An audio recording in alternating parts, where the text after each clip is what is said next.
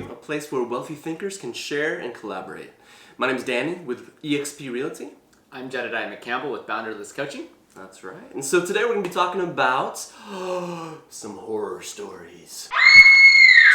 In light of Halloween coming up here, we just want to share a little bit about how people can prepare themselves better for the future by making healthy and good financial decisions now. So Jed, last time we talked about using prior month's income, Yes. or last month's income. Can you give us a little overview of that?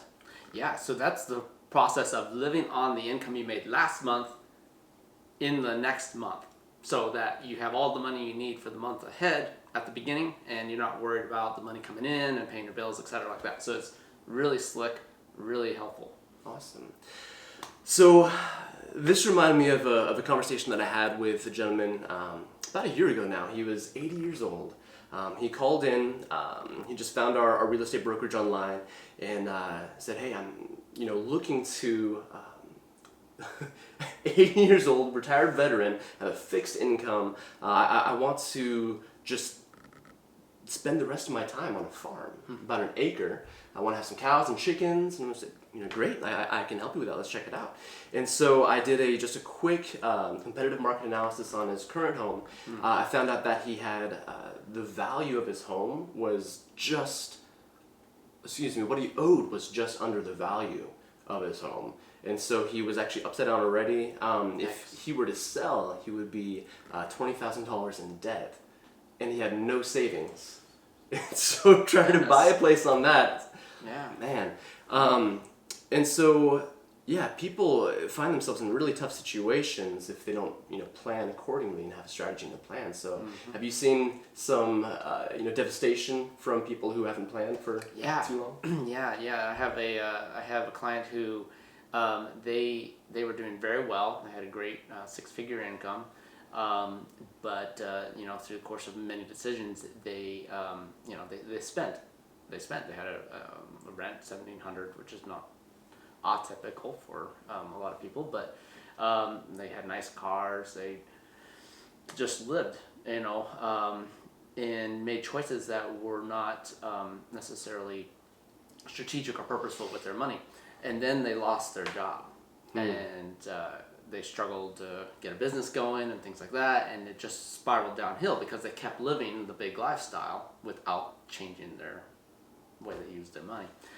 And they've ended up in a very, very, very difficult place where they're barely able to keep the rent. Barely. And that's it.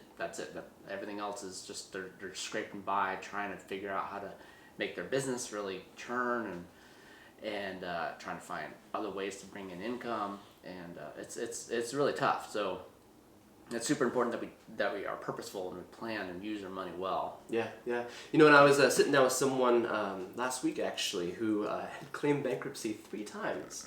They're probably in their early 40s, and it's like, man, it's like anything else in life. What you need is simply a strategy.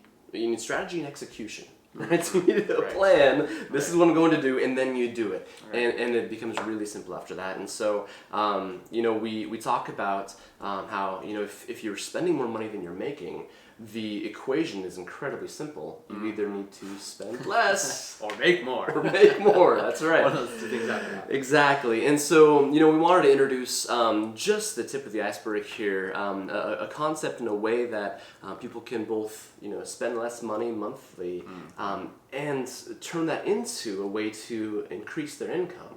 And that's a concept called house hacking. This idea where you can live in one side of your house, or perhaps there are 2 units if you purchase a multi-dwelling, a duplex, something with what's referred to as a mother-in-law cottage or an ADU, an additional dwelling unit. If you can live in one side and rent out the other, now you have your neighbor paying $1,000 a month toward your mortgage. What it really does is it does 2 things. One, it turns your house or your property from a liability into an asset, because anything you're putting money into, like paying a rent and a mortgage, that's a liability. It is not an investment. And most people think their house is an investment, but if you're paying for that, it's not. If it's generating income, it becomes an investment and an asset. And so as soon as you do what you're talking about, that flips the coin. Yeah, absolutely. And then you have that money coming in, and there are so many concepts which we're excited to get into here. But the fact that your mortgage doesn't appreciate or inflate with the economy over time. Your mortgage is flatlined, right?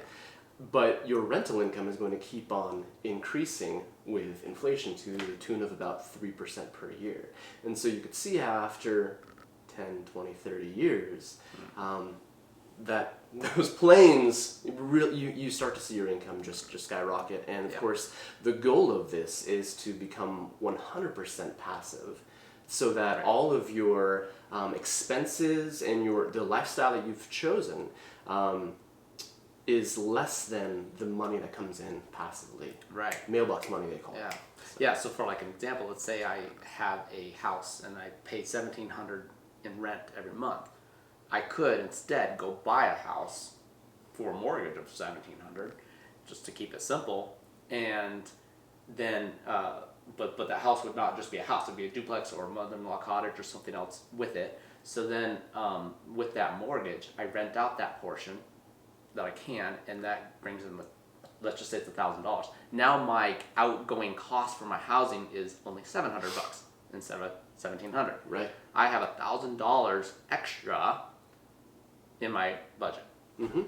And then to take things even a step further, again, this is just a preview. We'll get more into this, but if you occupy that property for maybe a year, 2 or 3, you can hold that and move on to the next one, purchase your next property, and then rent out the space exactly you were living in. So now your mortgage is $1,700 a month, but you're bringing in $2,700 a month. Right. You have $1,000 surplus in your budget now. Yep. So Starts to grow. It's pretty slick. So yeah, we're excited to talk more about these things, and we just appreciate you guys for joining us and for watching. And we'll catch up with you guys next week.